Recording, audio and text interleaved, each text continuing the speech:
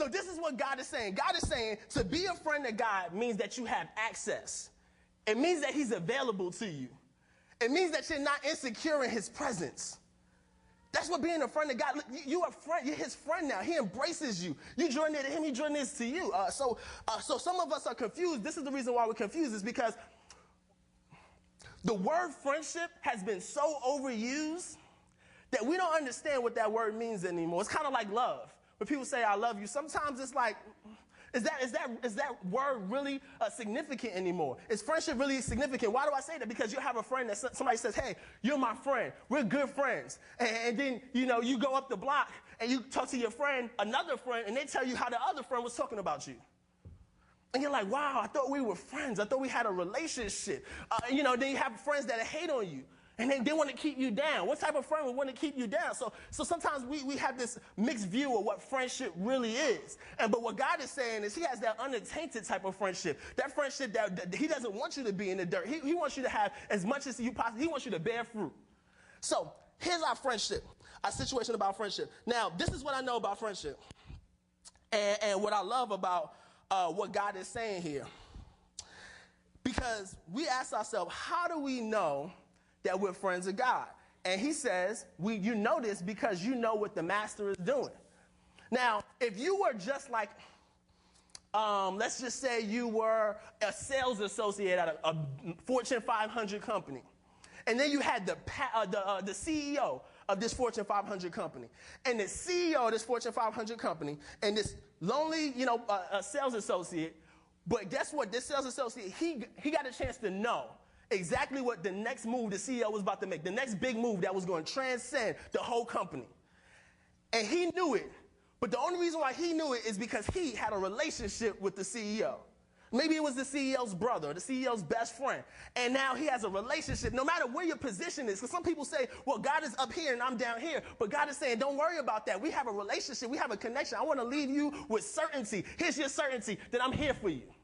I'm right here. I'm your best friend. So God is saying, look, all right, this is what I know about certainty, and this is what I know we need to have as far as certainty is concerned. When we have certainty in a relationship, we can trust in the promises. If we don't have certainty in the relationship, we can't necessarily trust the promises that are given to us by somebody else. This is what I mean by that. How many of you guys ever gave somebody change for a $20 bill, $10 bill, something like that? Anybody ever did that? Somebody came to you and said, hey, do you have change for a 20? This is how you know how close your relationship is with that person. If you give them the change before you get the 20, without even thinking, saying, here you go. Oh, okay, by the way, where's my 20?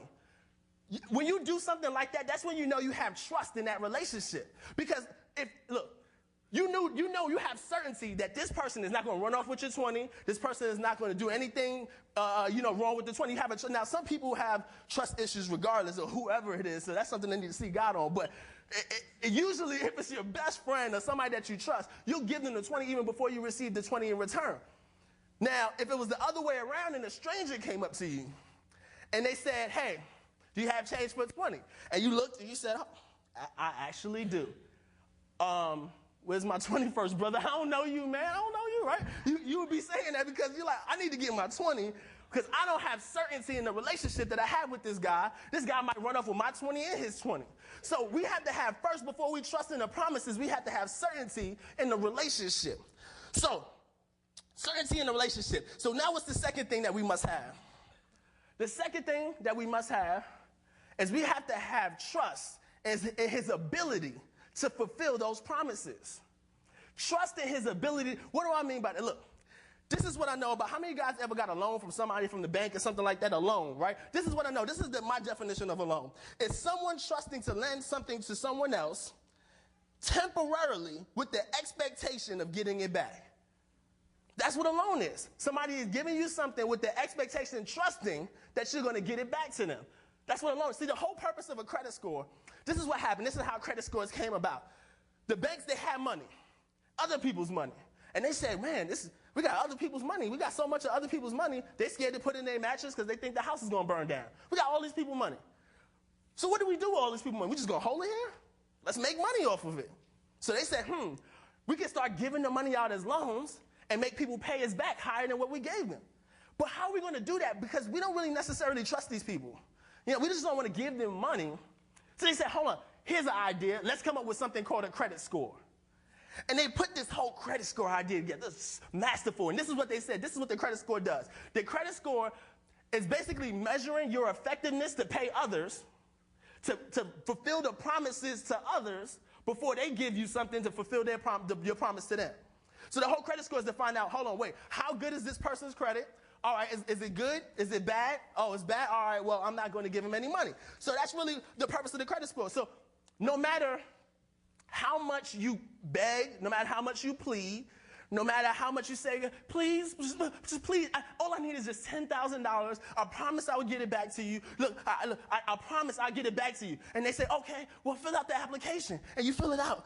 And you get excited. You're like, oh, my goodness, I'm about to get a loan. And they look at your credit report and it says, 400, denied. Right? They're not giving you a loan. Why? Because you couldn't fulfill the promises to other people. You couldn't even fulfill the promises in your own personal finances. So they said, I don't think that I should put money. I don't want to put trust in that promise that you're going to pay me back. So they deny it. So it's two things that they need. One thing is they need relationships. They need to trust the relationship that you have with them. And the other thing is that you have to prove yourself worthy enough for them to give it to you. Because, look, if they trusted you, if they knew you, if they had a close relationship with you, let's say the president of the bank is deceased, and his mom needed the money. No matter how much bad her credit is, if he knew her situation and knew her, they got billions and billions of dollars. You think $10,000 is going to put a dent? If he had the ability to give it to her, he probably would, regardless of whether she can fulfill the promises or not. Why? Because of the relationship. So here we go. We have the relationship, and now we have the trust in his ability. And this is what I want to say. How great of a God do we serve that not only will he step out of his way and come to us to have a relationship with us, not only that, but he comes to the table with good credit. Come on now, ladies. If you found a man with some good credit, because he can fulfill the promises now. If he tells you, baby, we're going to get a house. We're going to get married, we're going to get a house. And you look at his credit report, and you're like, I don't know if you're going to be able to fulfill that promise, right? So it's a security. So when God comes to the table, he says, don't worry about me. I got A+ credit. And this is why he says that, because one thing I know about his credit score, or what I know about God, is that he has a proven track record of success. And one thing that I know is that I don't want to follow anybody who doesn't have a proven track record of success. It's easy to follow somebody who has a proven track record of success, but what about the people who don't? It's hard to, look, like my health professor back in junior high school, his name was Mr. Rosenberg. Oh, I loved him. He was an incredible guy. But he was my physical fitness teacher. The problem was he wasn't physically fit. Now, I don't have a problem with what he's doing. I don't have a problem with how he looks. But he can't teach me down the path that he's not going. My health professor, she wasn't that healthy. I caught her in the back smoking cigarettes. You were teaching us not to do that. My business professor, he never owned a business. How do you trust in the relationship of somebody who doesn't have a proven track record of success? Well, I don't care how many books you read on how to swim. If I pour the whole knowledge of how to swim into your head, you read the books, you go online, you find out everything you need to know. But if you never get in the water, how can you teach me how to swim? Say it again. Amen, right?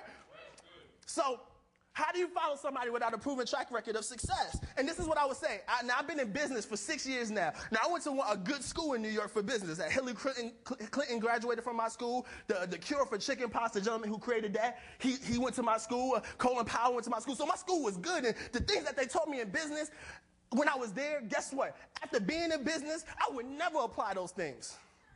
Ever. No, I'm serious, like ever. So it's things that you can't take from people who do not who are not going down this proven track record of success. But our God, this is what I want you to say, our God. Our God, not only does he have a proven track record of success, but he's been able to do this time and time and time again. So this is what I mean by that. And before I even go into that, let me ask you a question. If God said to you, I'm going to fulfill the promises of your heart, I'm going to give you everything that you ever wanted, whatever. He gives you a promise, right? And then you say, God, for real? You got wide eyes and bushy tail. Oh, my goodness, for real, for me?